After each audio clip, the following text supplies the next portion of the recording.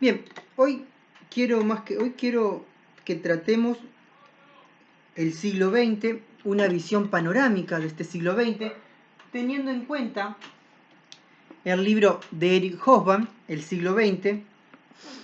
Este siglo XX que plantea el historiador británico marxista dice que abarcaría desde 1914, año que se da inicio a la Primera Guerra Mundial, y que culminaría en 1991, año del derrumbe y desmembramiento de la Unión Soviética y la caída definitiva del socialismo real. Es por eso que el siglo XIX se alarga hasta 1914. ¿Qué nos dice Hobsbawm al respecto? Bueno, este siglo XX comenzaría de forma tardía y culmina anticipadamente, dándose así una configuración o configurando un siglo corto. Pero no es el único historiador que ha hecho una cronología o el estudio de un siglo que no coincide con el calendario. Por ejemplo, Immanuel Wallenstein, en El moderno sistema mundial, al referirse del siglo XV, ese siglo de las conquistas, básicamente de la conquista del Nuevo Mundo, y de la fundación de los primeros imperios coloniales, define que aquel mundo moderno o aquel siglo de las conquistas, ¿no?, comienza en 1942, año en que se produce el descubrimiento, y ahí estaría para debatir en otro video, obviamente, si fue un descubrimiento, fue una invasión, un saqueo, pero quedará para otro momento. Y que este siglo de las conquistas culmina en 1590, año, ¿no?, o periodo cuando España comienza a mostrar signos de que ha perdido la hegemonía mundial. Ahora, ¿qué es lo que queremos decir entonces? Bueno, lo que constituye un siglo histórico tiene más que ver con el significado del mismo, con la interpretación global que hacemos y no con las fechas del calendario, básicamente. Ahora, una vez que se tiene una valoración central de los grandes acontecimientos del siglo, puede acotarse en fechas que simbolicen o señalen el arranque y culminación del mismo, pero no tiene por qué coincidir su inicio con, por ejemplo, con el 1 de enero y culminar el 31 de diciembre. No ha de empezar forzosamente en un año terminado en 1, ni ha de acabar en un año terminado en 0. Fuera demasiada casualidad, ¿no?, se da también eso de que el siglo histórico comience con el año 1 y termine con el 0, pero a veces no. Ahora, esto no reflejaría lo que en esencia, históricamente, cada siglo es y lo que significa cada siglo, tanto para el historiador como para el profesor de historia y para las personas en general. El siglo corto es conceptualizado mediante una periodización temporal asociada a varias metáforas que utiliza el propio historiador Eric Hobsbawm en su libro, y divide este siglo XX o este corto siglo XX en 3. La era de la catástrofe, que abarcaría desde 1914 hasta 1945, la Edad de Oro, desde 1945 hasta 1973, y el derrumbamiento, que va desde 1973 hasta 1991. Bien, con lo que respecta a la era de las catástrofes, bueno, Erich Hobsbawm sostiene que en el siglo XX la humanidad ha estado al borde del abismo y en ocasiones se ha precipitado en él. Esta era catastrófica proporcionó 2 guerras mundiales, la desaparición de regímenes democráticos y liberales de la mayor parte de Europa durante la primera mitad del siglo. Se da la eclosión de los fascismos en Europa, el triunfo y la consolidación, primero de la Revolución Rusa y luego del estalinismo. Y también se produce la división del movimiento obrero internacional. Es forzoso estar de acuerdo con la calificación de Hobsbawm, ¿no?, de esta etapa catastrófica. Mucho antes, el propio escritor revolucionario Víctor Sergei, ¿no?, Sergei, habló de una medianoche del siglo XX. Y con gran acierto, Hobsbawm establece el contraste entre el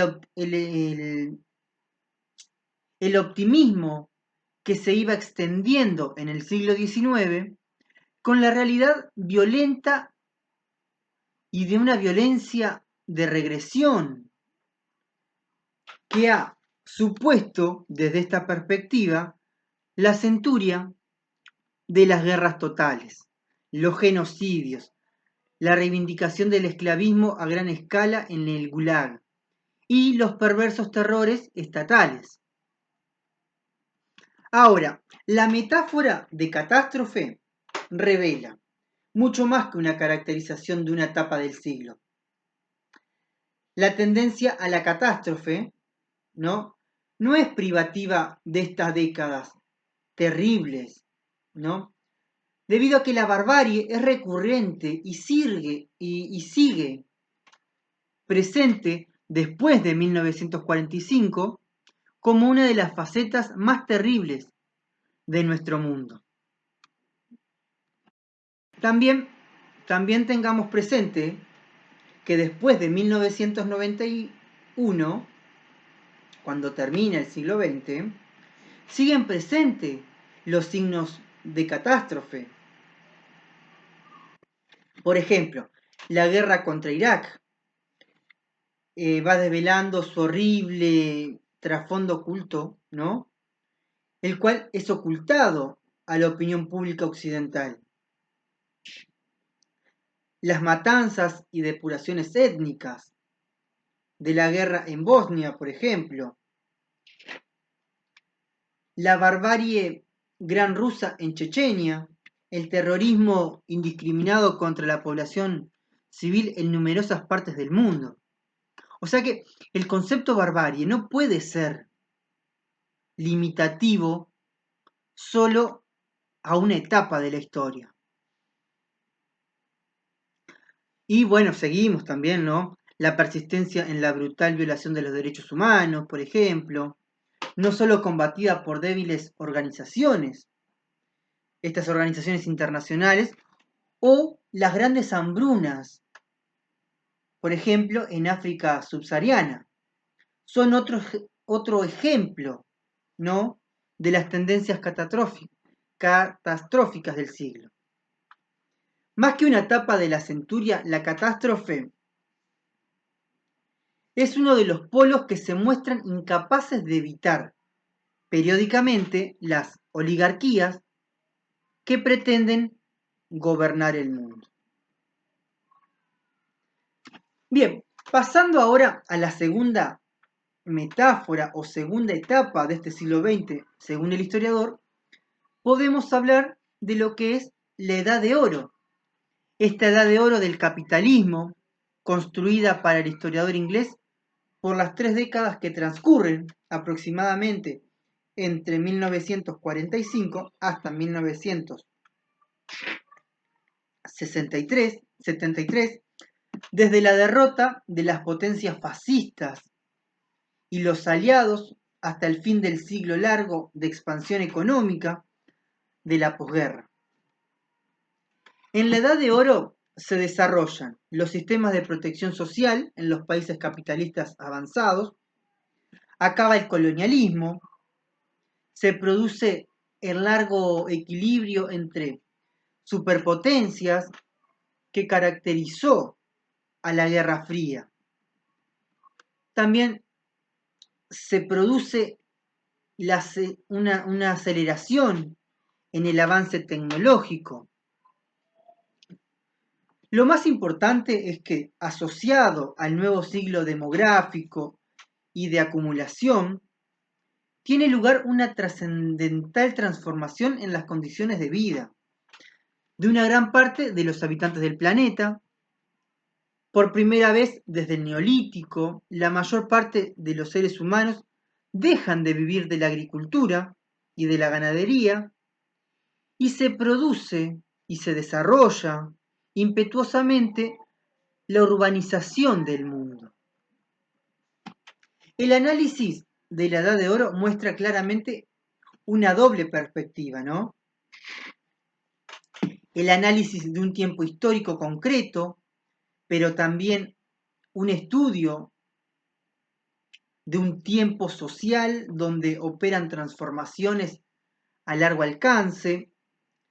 Sin embargo, ese nuevo siglo demográfico, económico, social y cultural de la posguerra podría tener continuidad, tal vez afectando de forma diferente según las grandes áreas geográficas, y no parece tan sencillo considerarlo completamente terminado. Ahora, con lo que respecta a la última etapa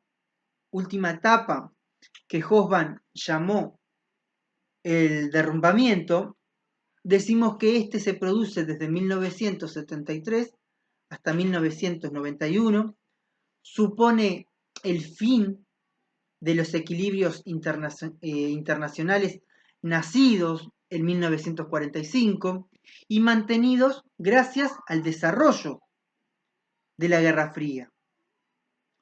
Una de las imágenes brutales, ¿no? O tan brutal, debería justificarse muy conveniente. El propio Hobsbawm utiliza ese concepto intentando dar cuenta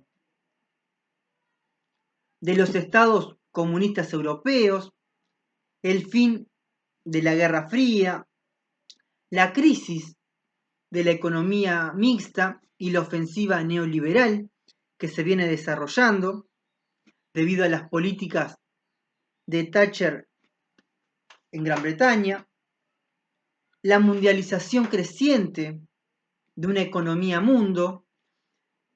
Debemos pensar de que estamos rumbo a un proceso global, un proceso de globalización, y la crisis de identidad del Estado-nación. También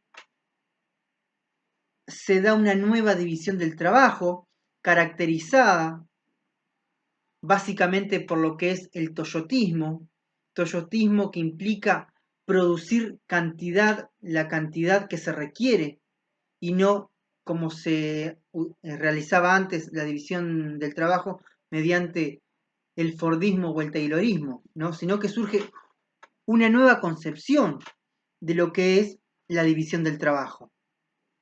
Y bueno, y entramos en la nueva era, ¿no? Una era tecnológica e informática, básicamente.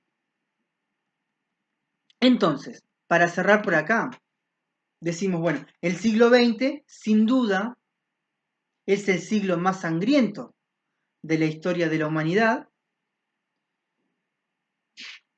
La primera mitad del siglo estuvo caracterizada por las dos guerras mundiales, la cual se produce la Primera Guerra Mundial o la Gran Guerra desde 1914 hasta 1918 y de 1939 hasta 1945, en las cuales se nota estas dos guerras dan visible y nos presentan un impresionante avance tecnológico alrededor armamentístico, ¿no? Esa carrera armamentística por superarse cada uno de los combatientes y por ver quién tiene la mejor arma de destrucción. Y ese desarrollo armamentístico cada vez más letal tuvo como resultado la creciente violencia, una violencia que hasta el momento había sido desconocida para la humanidad.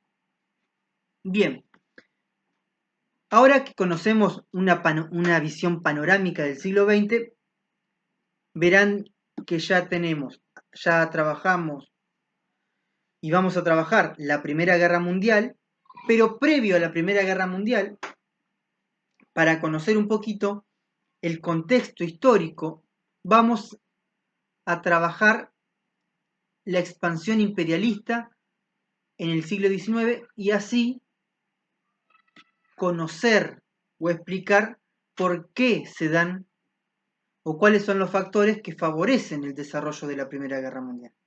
O sea que el próximo tema va a ser la expansión imperialista en el siglo XIX.